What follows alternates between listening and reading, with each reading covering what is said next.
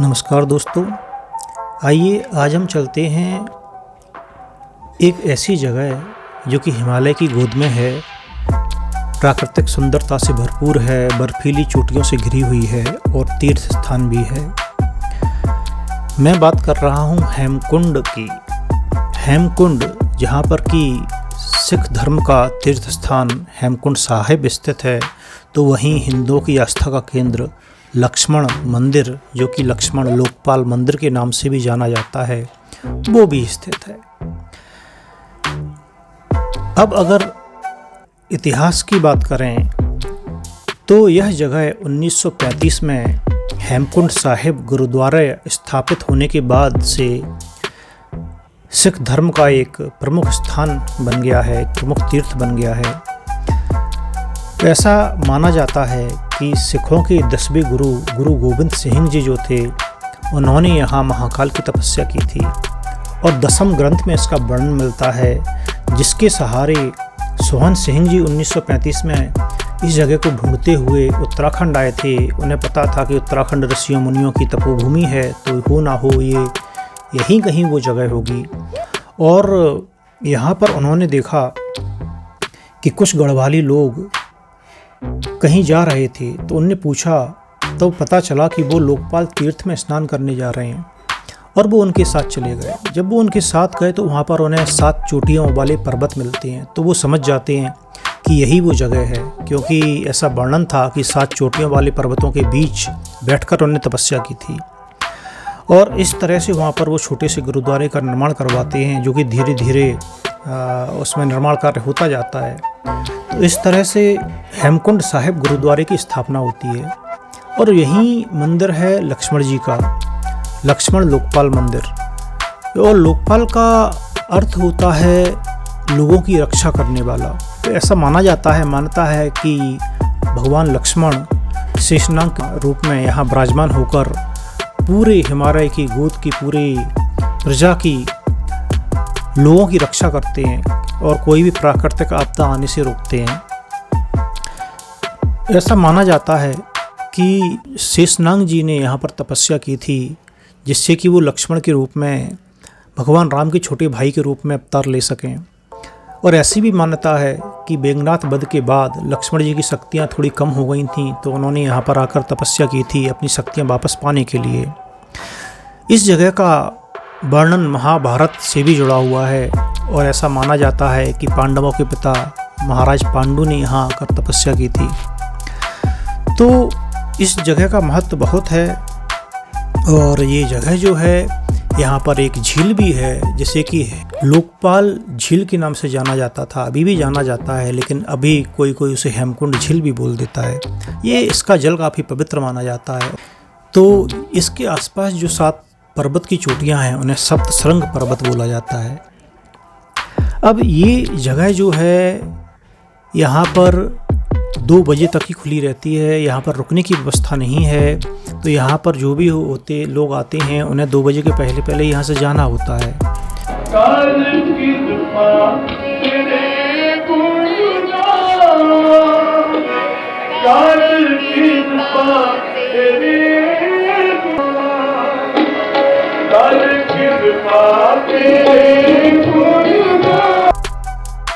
तो आइए बात करते हैं कि यहाँ तक कैसे पहुँचें। तो ये जगह जो है, ये करीब 15,200 फीट की ऊंचाई पर स्थित है।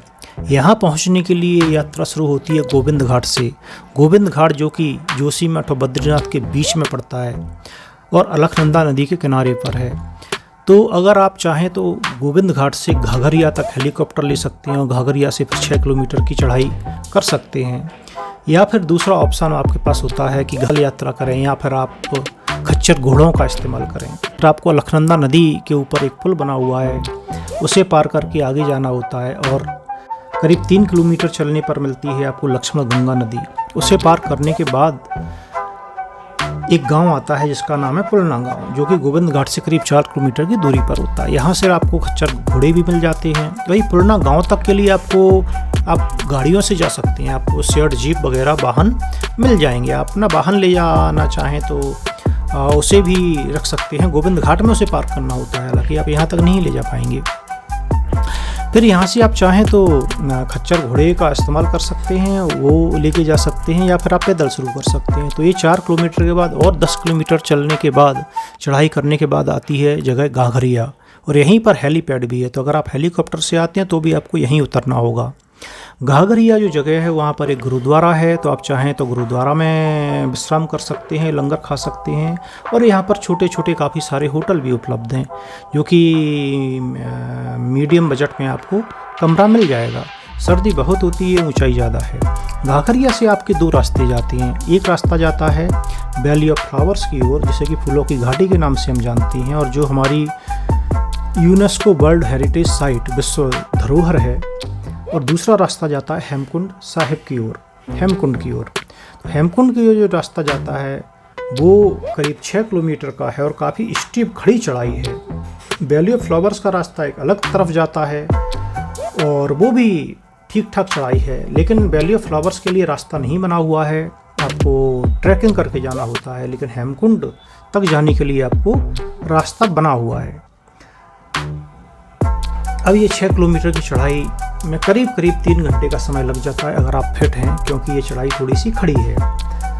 आपको सुबह सुबह जाना होता है, जिससे कि आप 2 बजे के पहले वहाँ से निकल सकें, क्योंकि उसके बाद वहाँ पर कोई भी नहीं रुकता है। वहाँ पर आपको स्वल्प आहार, चाय और खिचड़ी का लंगर दे दिया जाता है, जो कि वितरित होता रहता है, जिससे कि आपको थोड़ी ऊर्जा मिल सके। रास्ते में आपको छोटे छोटे होटल भी मिलेंगे, आप वहाँ पर भी खाने पीने के लिए वस्तुएं खरीद सकते हैं। ऊपर झील में पानी बहुत ही ठंडा होता है, लेकिन अधिकतर लोग जो जाते हैं वो स्नान करते हैं, और महिलाओं के लिए एक अलग जगह है, वहाँ पर आप स्नान कर सकते हैं।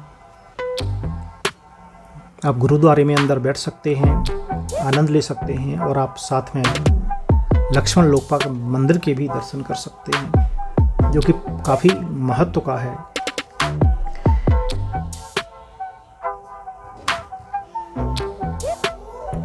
इसके आसपास आपको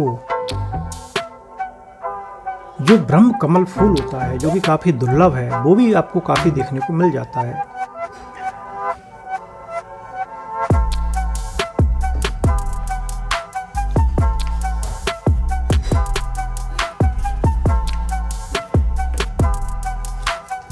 तो दोस्तों, ये जो जगह है ये उत्तराखंड के चमोली ज़िले में है, और आपको इस तरह से हेमकुंड पहुंचने के लिए लगभग 20 किलोमीटर की चढ़ाई करनी होती है, 19 से 20 किलोमीटर की चढ़ाई करनी होती है।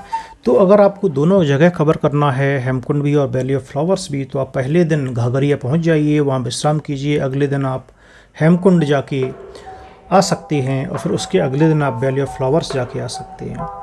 तो किस वक्त जाए देखिए, ये जगह चूँकि ज़्यादा ऊंचाई पर स्थित है, तो यहाँ पर बर्फ़बारी बहुत होती है। इसके लिए उत्तराखंड के 4 धाम से थोड़ा सा बाद में इसका रास्ता खोला जाता है, और रास्ता खोलने में हमारी भारतीय सेना का काफ़ी महत्वपूर्ण योगदान रहता है। तो ये जो जगह है, इसका रास्ता खुलता है, इसका शुरुआत होती है यात्रा की, वो लगभग 15 मई के आसपास से होती है। कभी 1 जून से होती है, कभी 15 मई के आसपास से होती है। तो आप मान सकते हैं कि आधी मई से लेके जून के स्टार्टिंग तक इस यात्रा की शुरुआत लगभग हो जाती है, और ये अक्टूबर अंत तक लगभग यात्रा चलती रहती है। कोई विशेष कारण होता है तो उसके पहले भी बंद हो जाती है, अगर ज़्यादा बर्फ़बारी वगैरह हो जाए।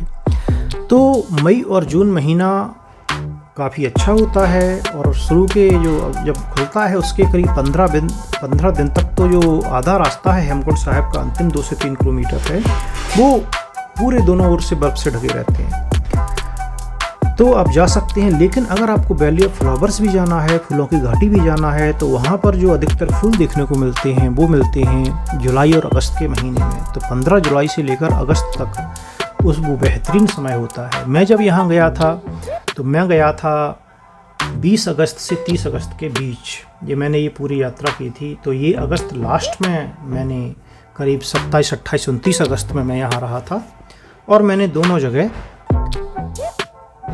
का आनंद लिया था। तो आप कभी जाना चाहें, अगर आप फिजिकली फिट हैं, बहुत ऊंचाई पर जगह है तो आपको ऑक्सीजन की समस्या भी हो सकती है, लेकिन अगर आप ट्रैक कर सकते हैं, फिजिकली फिट हैं, तो आप इस जगह ज़रूर जाइए। बहुत ही आनंददायी जगह है। इसके साथ ही हम ये वीडियो समाप्त करेंगे।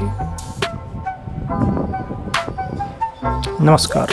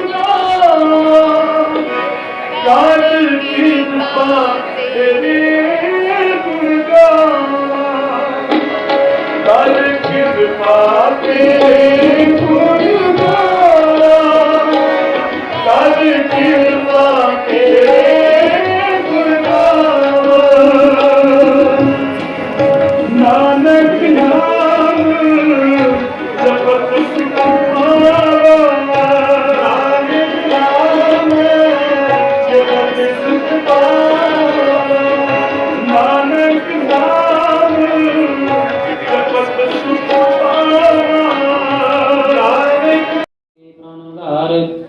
जो जो जपै सोए पुनीत, भगत भै लाए मन हीत। हम निर्गुणियार नीच अजान, नानक तुमरी शरण प्रभु भगवान।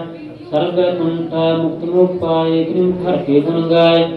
अनक राज भोग बढ़ियाई, हर के नाम की कथा मन भाई। वह भोजन का प्रसंगीत, रसना जपती हर हर नीत।